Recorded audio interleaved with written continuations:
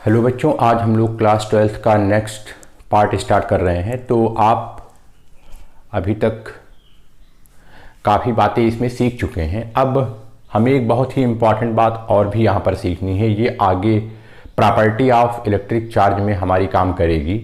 तो इसको सबसे पहले हम यहाँ जान लेते हैं तो ज़्यादा हमारे लिए ज़्यादा यूज़फुल रहेगा।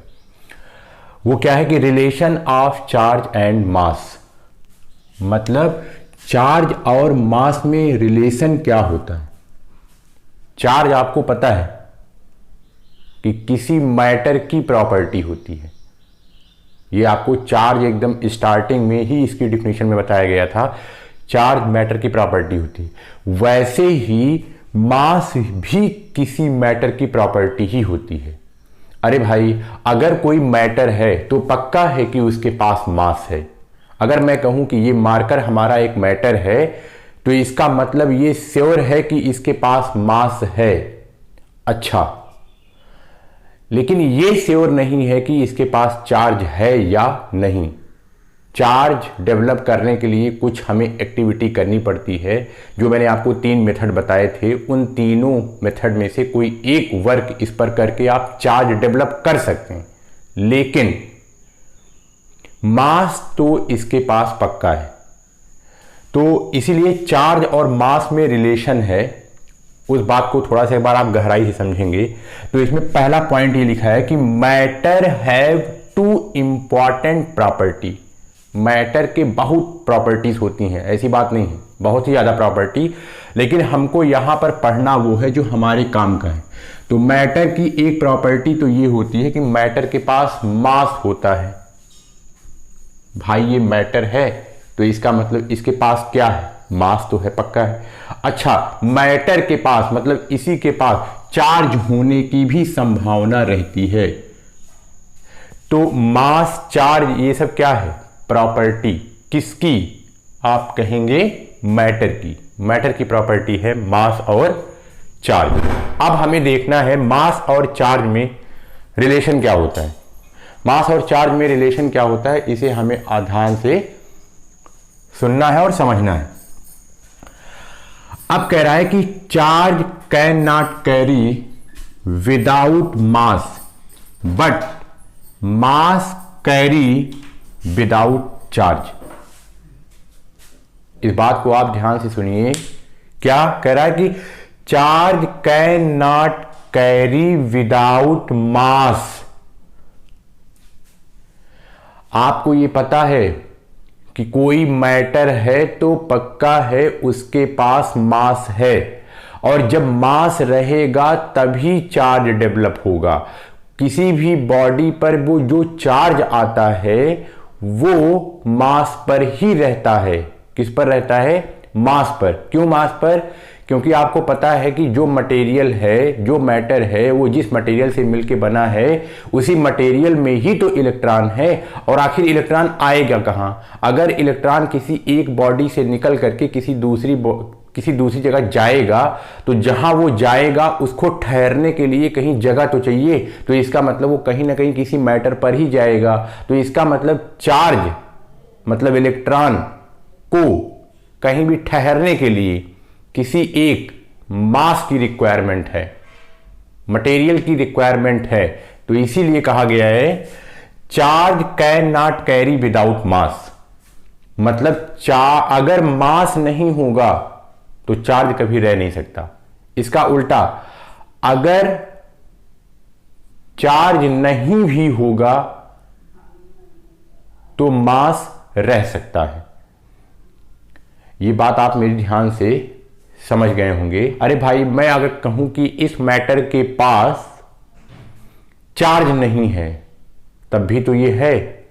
अच्छा, दूसरा, अगर किसी मैटर के पास मास नहीं है तो पक्का है उसके ऊपर चार्ज होने वाला नहीं है। अच्छा, आगे चलिए। बहुत इंपॉर्टेंट बात आपको ये बताया था, क्या किसी भी बॉडी पर चार्ज डेवलप कराने की जिम्मेदारी किसकी है? तो आप जानते हैं सिर्फ और सिर्फ इलेक्ट्रॉन की। और ये भी आप जानते हैं कि इलेक्ट्रॉन के पास मास होता है। इलेक्ट्रॉन के पास क्या होता है? मास। यही इलेक्ट्रॉन अगर एक बॉडी से निकल करके किसी दूसरी बॉडी पर जाता है तो वही चार्ज ट्रांसफर कर रहा है। और ध्यान से देखो, वही अपने साथ उसके साथ मास भी तो है, तो इसका मतलब वो मास भी ट्रांसफर कर रहा है। तो इसी बात को, ये सब आप समझ पा रहे होंगे। कह रहा है कि नेगेटिव चार्ज बॉडी मींस मास इंक्रीज्ड। अरे भाई, अगर मैं ये कहूं ये कोई एक बॉडी है, मैं ये कह रहा हूं कि इसके ऊपर नेगेटिव चार्ज है, अगर इसके ऊपर नेगेटिव चार्ज है तो इसका मतलब न्यूट्रल कंडीशन से नेगेटिव वाला पार्ट इसमें ज्यादा है। तो जितना नेगेटिव वाला पार्ट ज्यादा है ये इसका तो नहीं था, ये कहीं बाहर से ले आया है।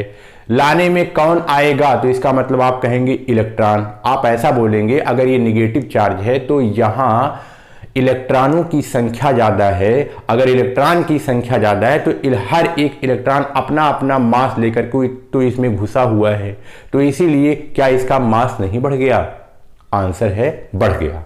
फिर से सुनिए, पॉजिटिव चार्ज बॉडी मींस मास डिक्रीज।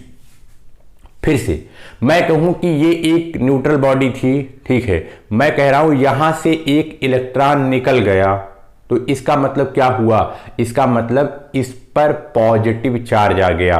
पॉजिटिव चार्ज का मतलब इसमें इलेक्ट्रॉनों की कमी हो गई।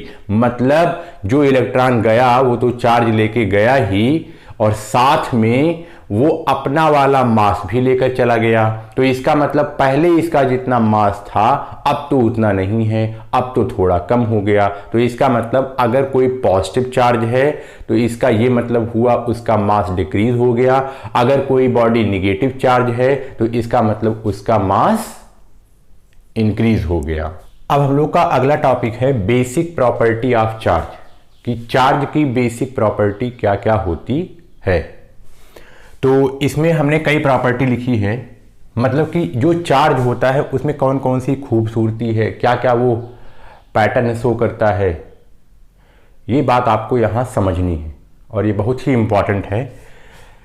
चार्ज एडिटिव नेचर का होता है, चार्ज हमेशा एडिटिव नेचर का होता है। Charge are quantised, charge is invariant, और अगला है चार्ज ऑलवेज कंजर्व्ड।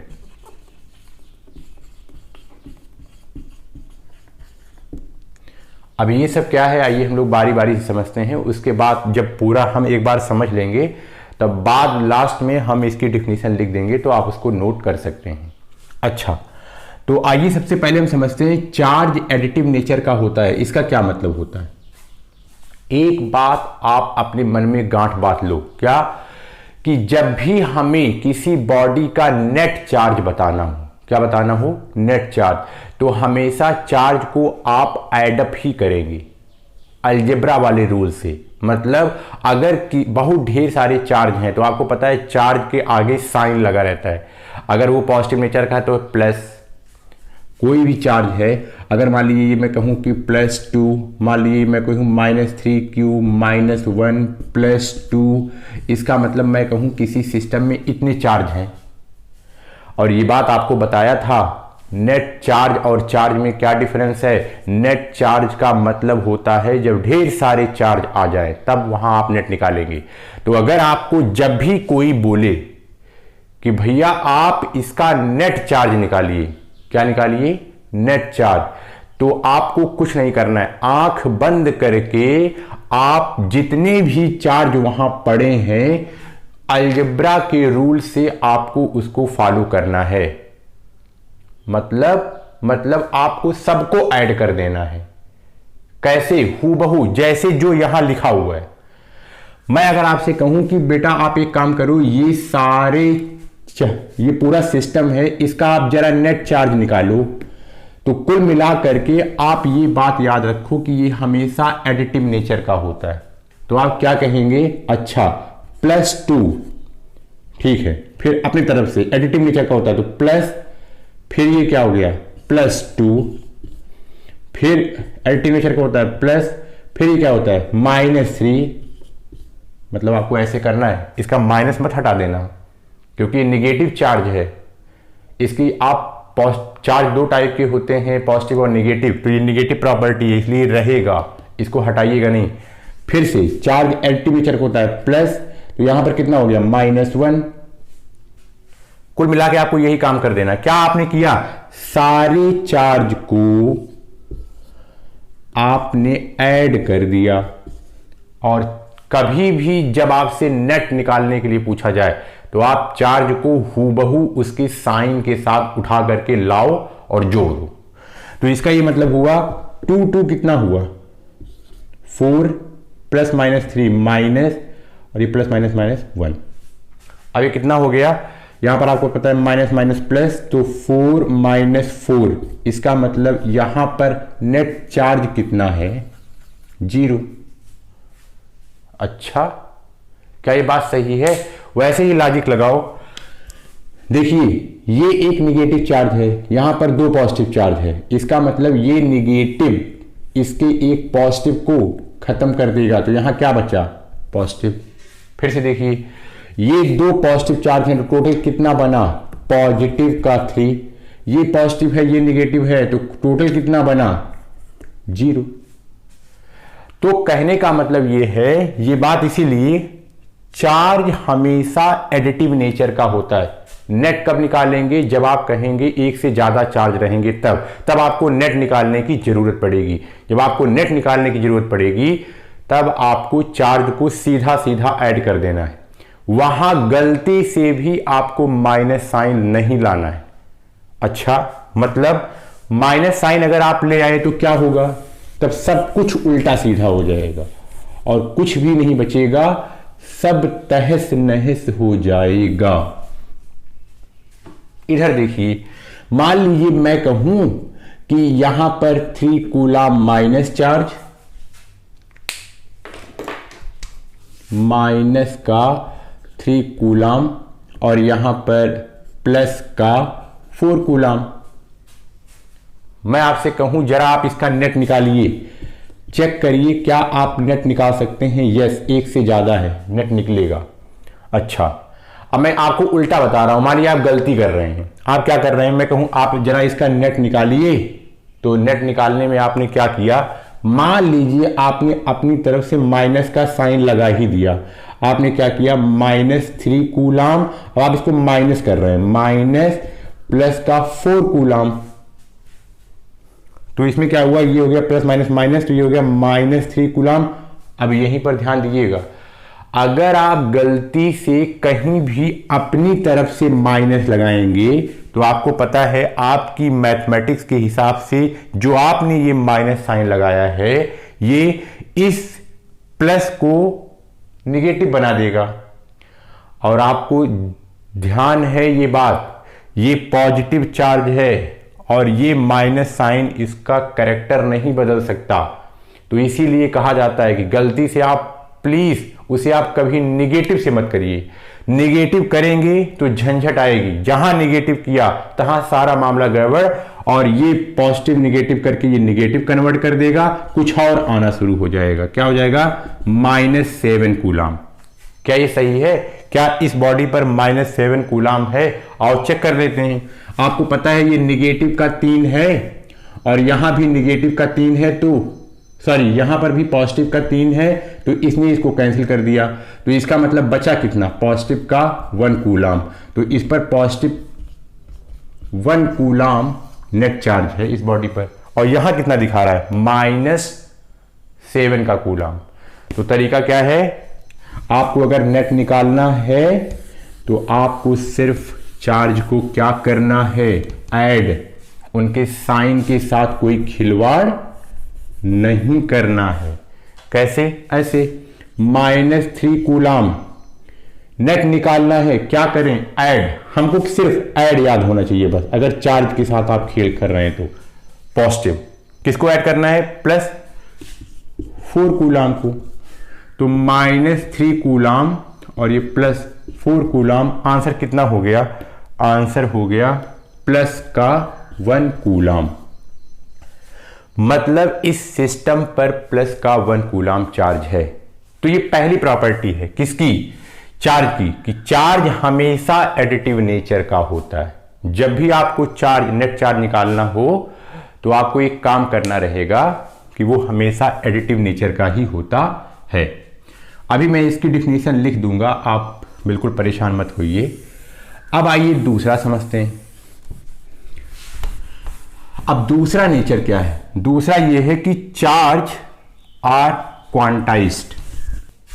चार्ज हमेशा क्वांटाइज्ड होता है।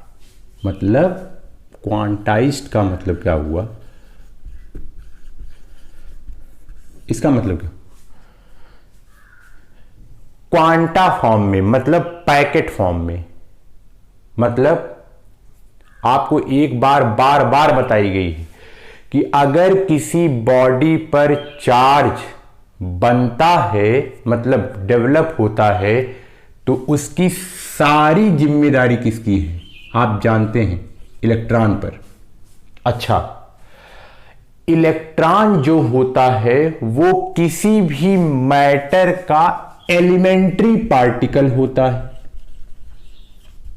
इलेक्ट्रॉन किसी भी मैटर का क्या होता है? एलिमेंट्री। एलिमेंट्री पार्टिकल का मतलब सबसे लास्ट।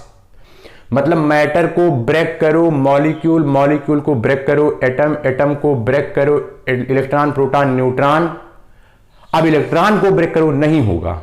मतलब ये अपनी लास्ट कंडीशन पे है। तो जो अपनी लास्ट कंडीशन पे रहता है वो एलिमेंट्री है।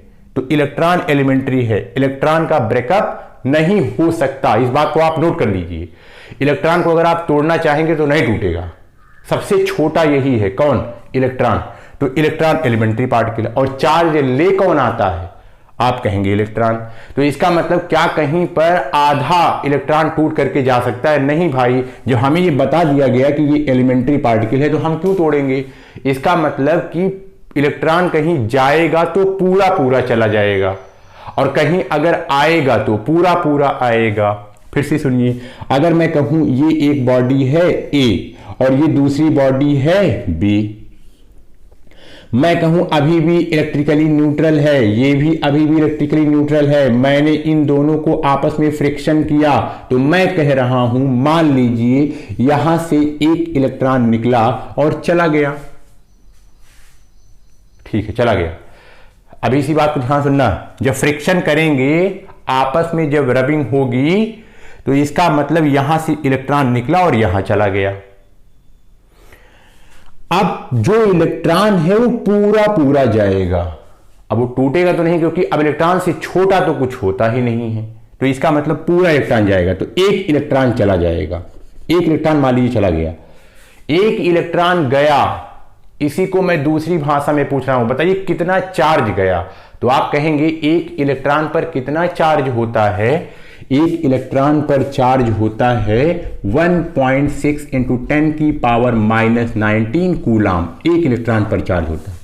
मतलब एक इलेक्ट्रॉन गया तो बताइए चार्ज कितना गया? तो आप कहेंगे 1.6 इंटू 10 की पावर -19 कूलाम।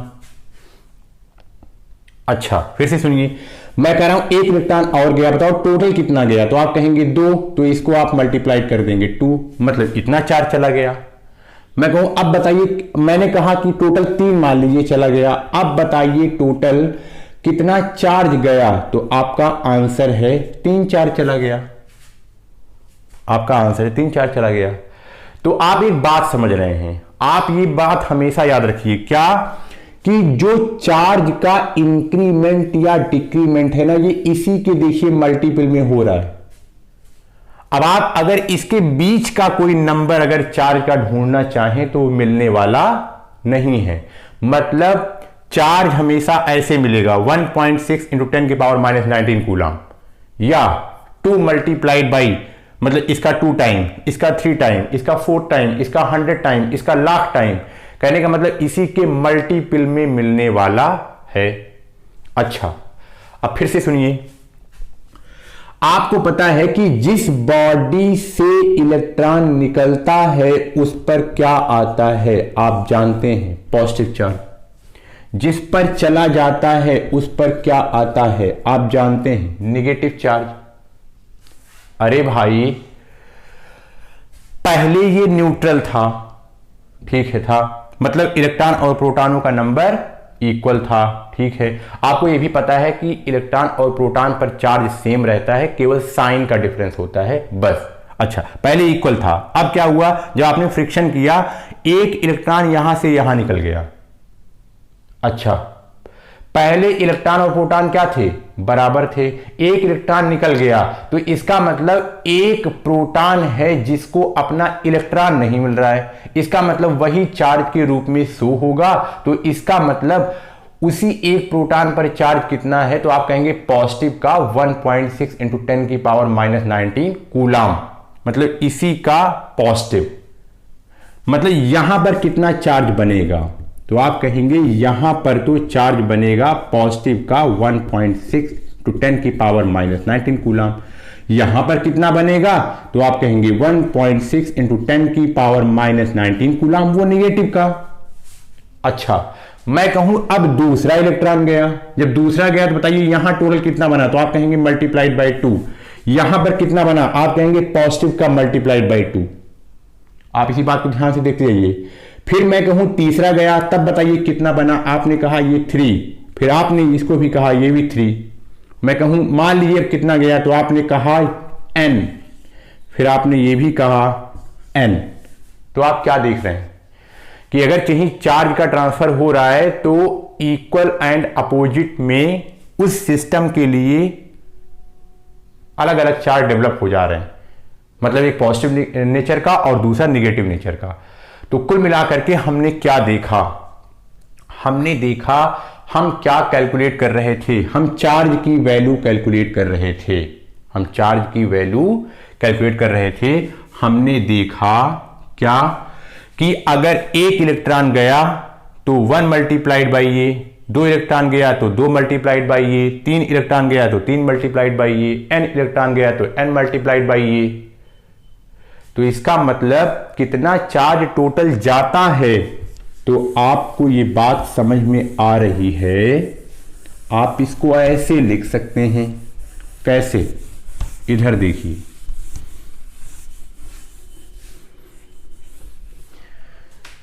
इसको आप ऐसे लिख सकते हैं, क्या, Q इज इक्वल टू, मतलब टोटल चार्ज, NE। याद करो E क्या है, E है एक इलेक्ट्रॉन पर चार्ज, कितना, 1.6 इंटू 10 की पावर -19 कूलाम।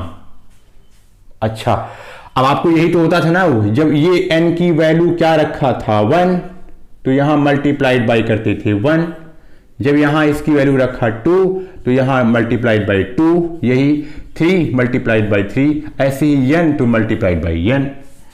तो इसका ये मतलब हुआ। और आपको पता है कि जस्ट उसका अपोजिट पॉजिटिव भी बन रहा है, तो कहने का मतलब ये चीज प्लस और माइनस दोनों हो सकती है, एकदम पक्का है। एक तरफ प्लस बन रहा है, दूसरी तरफ क्या, माइनस, चार्ज सेम है। तो इसका ये मतलब क्या हुआ, देखो ये 1 क्या हुआ, 1 2 3 4, या माइनस मिलेंगे तो -1 -2 -3 -4। कुल मिलाकर के ये सब किसकी प्रॉपर्टी है, आप कहेंगे ये तो इंटीजर है, ये क्या है, इंटीजर। तो क्वांटाइजेशन ऑफ चार्ज से आपको एक बहुत ही इंपॉर्टेंट फॉर्मूला पता चला, ये कि आपको पता है कि इलेक्ट्रॉनों के ट्रांसफर से चार्ज डेवलप होता है, अगर कितने इलेक्ट्रॉन जाएंगे तो कितना टोटल चार्ज वो लेकर के बनाएगा, जहां से जाएगा वहां भी उतना ही चार्ज छोड़ेगा पॉजिटिव में, और जहां जाकर के वो समाहित होगा तो वहां पर भी मैग्नीट्यूड में उतना ही चार्ज वो ले जाकर के छोड़ेगा। अच्छा, तो ये फॉर्मूला हुआ Q is equal two plus minus NE, तो यही है क्वांटाइजेशन ऑफ चार्ज। फाइनली सुनिए, क्वांटाइजेशन ऑफ चार्ज का मतलब ये है कि चार्ज किसी बॉडी में इलेक्ट्रॉन के ट्रांसफर के कारण होती है। अगर वो इलेक्ट्रॉन के ट्रांसफर के कारण होती है, और हमें यह भी बताया गया, इस बात को आप नोट करके याद रखिए कि इलेक्ट्रॉन अब फर्दर ब्रेक नहीं हो सकता, नहीं हो सकता। तो जो फर्दर ब्रेक नहीं होता उसी का नाम होता है एलिमेंट्री पार्टिकल। इसका मतलब इलेक्ट्रॉन एलिमेंट्री पार्टिकल है। इसका मतलब अब इलेक्ट्रॉन ही ट्रांसफर कर रहा है, तो इसका मतलब इलेक्ट्रॉन ही पूरा पूरा ट्रांसफर होगा, वो कभी भी कट करके ट्रांसफर नहीं हो, क्योंकि वो काटा जा ही नहीं सकता, उससे छोटा कुछ है ही नहीं। तो इसका मतलब वही हुआ कि पूरे क्वांटाइज्ड रहेगा, मतलब इंटीग्रल मल्टीपल में रहेगा, integral multiple of charge.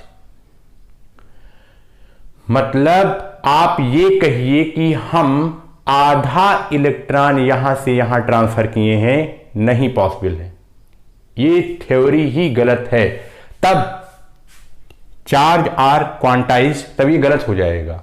Charge हमेशा क्वांटाइज होता है, हमेशा एक इलेक्ट्रॉन पर जितना चार्ज होता है उसी के मल्टीपल में ही ट्रांसफर होगा। आप अगर कोई भी चार्ज की वैल्यू, अगर किसी बुक में कोई भी चार्ज की टोटल वैल्यू लिखी है, अगर आप उस वैल्यू को इस वाले नंबर से 1.6 इंटू 10 की पावर माइनस 19 कूलाम से अगर आप क्या कर देंगे डिवाइड, तो आप डिवाइड करेंगे तो आप देखेंगे हमेशा जो भी नंबर आएगा वो एक इंटीजर आएगा, चाहे पॉजिटिव हो चाहे निगेटिव हो। इसका मतलब कि इलेक्ट्रॉन पूरा पूरा गया है। अच्छा, तो ये बात आपके समझ में आ गई। अब आगे देखते हैं इसका मतलब क्या हुआ। मतलब सुनिए, अगर मान लीजिए मैंने आपसे कहा, क्या कहा कि किसी ने आपको चार्ज की वैल्यू बताई। मान लीजिए किसी ने आपसे कहा कि यहां पर चार्ज है, इस बॉडी पर क्या है, चार्ज है। अच्छा, कितना है? मैं कह रहा हूं 4.8 इंटू 10 की पावर माइनस 19 कूलाम। इस वाली बॉडी पर 4.8 इंटू 10 की पावर माइनस 19 कूलाम है, ये चार्ज है। पॉजिटिव है कि निगेटिव ये हमें नहीं पता, हाँ कुल मिलाकर के इसके ऊपर इतना चार्ज है। तो आप ये चेक कर सकते हैं कि जो ये डेटा बता रहा है क्या ये डेटा सही है। कैसे चेक करेंगे? 4.8 इंटू 10 की पावर माइनस 19 कूलाम इस पर चार्ज बताया जा रहा है, ये कैसे सही चेक करेंगे कि ये डाटा सही है कि नहीं? तो आपको पता है इलेक्ट्रॉन के कारण ही ट्रांसफर होता है, तो इसका मतलब टोटल चार्ज कितना है इस पर आप जानते हैं क्या? Q is equal to NE। हमको प्लस माइनस से मतलब नहीं है तो इसीलिए हमने उसको छोड़ दिया है अभी, लेकिन वो रहेगा। टोटल कितना चार्ज है तो आप कहेंगे 4.8 इंटू 10 की पावर माइनस 19 कूलाम। अच्छा, अब यहां N और एक इलेक्ट्रॉन पर कितना चार्ज होता है आपको पता है, ये इधर चला आएगा तो 1.6 इंटू 10 की पावर माइनस 19 कूलाम। ठीक है, आपने इसको हटाया, आपने 1603। आपने बताइए यहां n की वैल्यू कितनी आई? 3। इसका मतलब जो ये डेटा बताया गया है आपको ये एकदम सही है, इस डेटा में कोई भी फर्जीवाड़ा नहीं है। कैसे पता चला? क्योंकि आपको ये पता है कि n हमेशा इंटीजर रहेगा।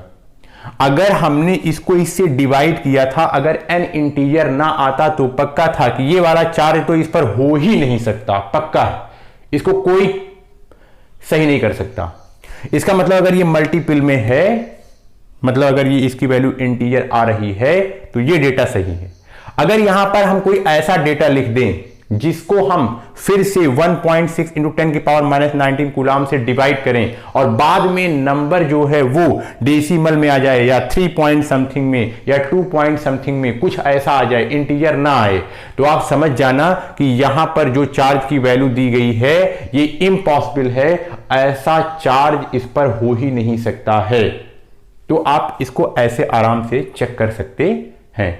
तो आशा है ये आपको समझ में आया होगा। अब जो अगली प्रॉपर्टी है, अगली 2 प्रॉपर्टी मैं आपको नेक्स्ट लेक्चर में कवर करूंगा। Thank you.